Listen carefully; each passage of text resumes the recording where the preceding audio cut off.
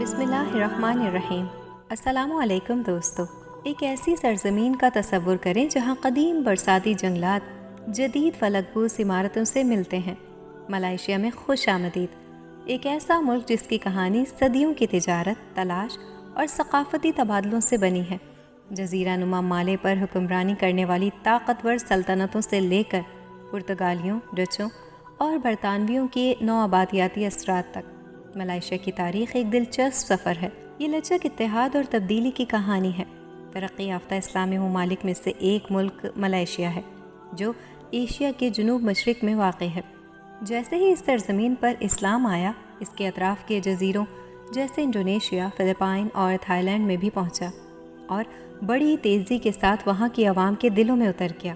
سامراجی طاقت کے مقابلے میں مقاومت کا آغاز بھی مسلمانوں اور اسلامی ثقافت و اقدار کے ذریعے ہوا، اور آج بھی وہ نہ یہ کہ صرف گھریلو زندگی اور اس علاقے کی مسلمانوں کی ثقافت اور آداب و رسوم کی شکل میں نظر آتا ہے، بلکہ اجتماعی اور سیاسی مسائل میں بھی اس کی اہمیت بڑھتی جا رہی ہے۔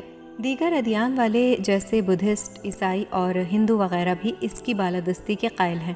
ملائیشیا کی ترقی میں خاص طور سے تعلیم، رفع اجتماعی اور اقتصادی سلسلے میں سیاسی رہبران بھی کہتے ہیں اور مذہبی رہبران بھی کہ یہ ساری ترقی اس اسلامی ثقافت و افکار کی وجہ سے ہے جو ملائیشیا کی عوام پر غالب ہے۔ 14ویں اور 15ویں صدی میں ملائیشیا کے بادشاہ اور ایلیٹ کلاس نے اسلام قبول کیا۔ ملکہ سلطنت کے بانی پرمیشور نے 1414 میں اسلام قبول کیا اور اپنا نام راجہ اسکندر شاہ رکھا۔ ملائیشیا میں اسلام کا سنہری دور 15ویں اور 16ویں صدی میں تھا، جب ملاکا سلطنت نے اسلامی علم اور ثقافت کو فروغ دیا۔ ملاکا سلطنت نے اسلامی تعلیم، قانون اور انتظامیہ کو قائم کیا اور یہ اسلامی مرکز بن گیا۔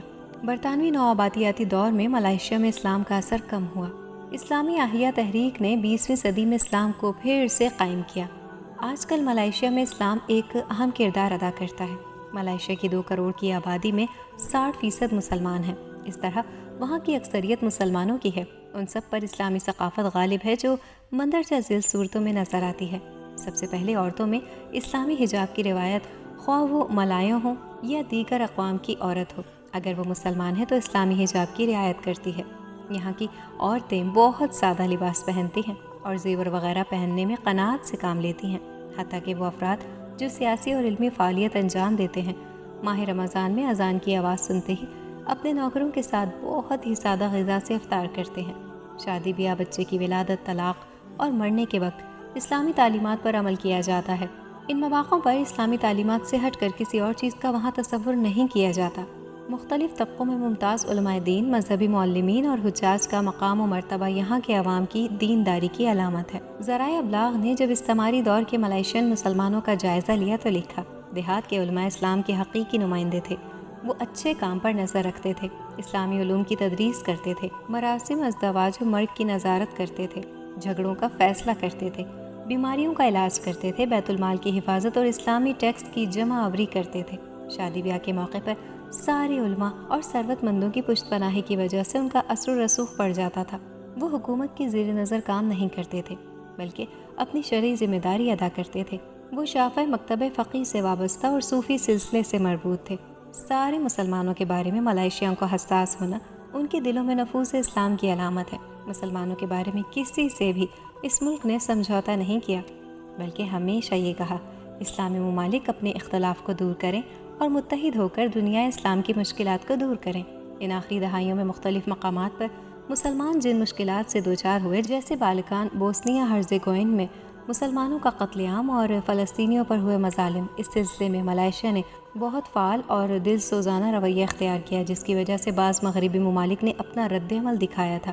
اس ملک کے بارے میں کہا جا سکتا ہے کہ فلسطین اور افغانستان جیسے دنیا اسلام کے بین الاقوامی مسائل میں ملائیشیا کے مسلمانوں نے ہمیشہ مثبت قدم اٹھایا ہے۔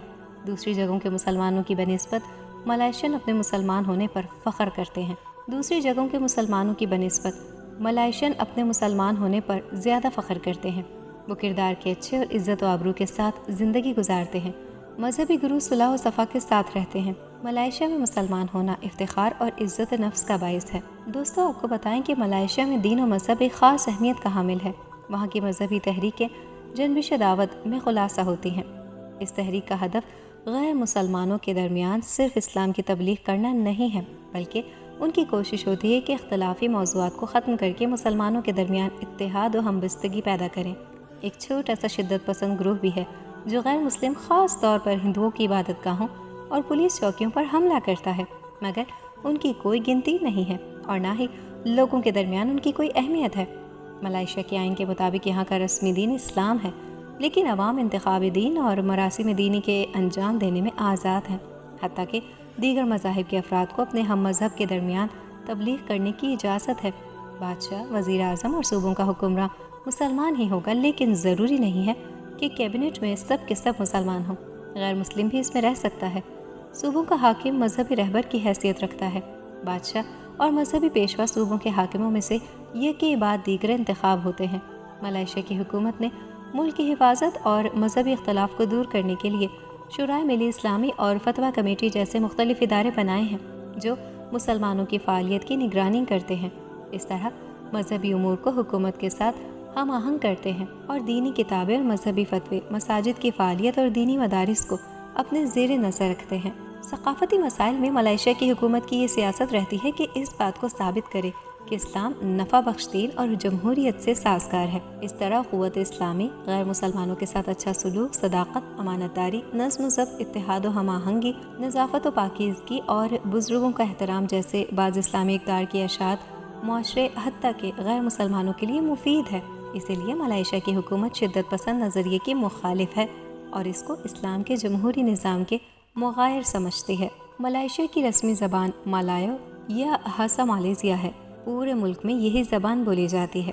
برطانیہ کے قبضہ کرنے سے پہلے یہ زبان عربی رسم الخط میں لکھی جاتی تھی، مگر برطانیہ کے قبضے کے بعد سامراجی اور اسلام مخالف سیاست کی وجہ سے اس کا رسم الخط انگریزی رسم الخط میں بدل گیا، گرچہ اس میں اب بھی بہت سارے عربی الفاظ پائے جاتے ہیں۔ اس ملک کی دوسری زبان انگریزی ہے۔ مختلف قومیں مختلف زبانوں میں باتیں کرتی ہیں، جن میں چینی، ہندی، تمل، مونزری، پنجابی، بنگالی، پشتو اور سنہالی ہیں۔ ملائیشیا کے مسلمان صلح پسند، بردبار اور متدین ہیں۔ وہ لڑائی جھگڑا، قانون شکنی اور بد نظمی سے پرہیز کرتے ہیں۔ دنیا کی بے نظیر میناروں والی سب سے بڑی مسجد ملائیشیا کے پائے تخت کوالالمپور میں بنائی گئی ہے۔ ملائیشیا بہت سے مشہور اسلامی مقامات کا گھر ہے جو ملک کی بھرپور تاریخ اور ثقافتی ورثے کی نمائش کرتے ہیں۔ یہاں کچھ قابل ذکر ہیں جن کے بارے میں ہم آپ کو بتاتے ہیں۔ ملائیشیا کی قومی مسجد، جسے مسجد نگارہ کے نام سے بھی جانا جاتا ہے، یہ مسجد کوالالمپور کے سب سے مشہور مقامات میں سے ایک ہے اور اس میں 15,000 نمازیوں کی گنجائش ہے۔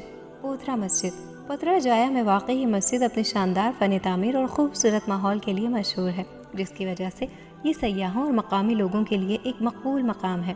سلطان عبدالصمد مسجد کوالالمپور کی یہ تاریخی مسجد ملک کی قدیم ترین مسجدوں میں سے ایک ہے اور اس میں اسلامی اور موریش تعمیراتی طرز کا ایک انوکھا امتزاج ہے۔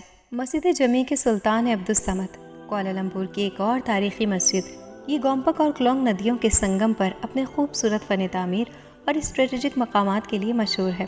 بین الاقوامی اسلامی یونیورسٹی ملائیشیا، یہ باوقار یونیورسٹی دنیا میں اسلامی تعلیم کے لیے معروف اداروں میں سے ایک ہے اور پوری دنیا سے طلباء کو راغب کرتی ہے۔ اب تک کے لیے اتنا ہی۔ آپ اور کس ملک کی تاریخ جاننے میں دلچسپی رکھتے ہیں؟ ہمیں کمنٹ میں لازمی بتائیے گا۔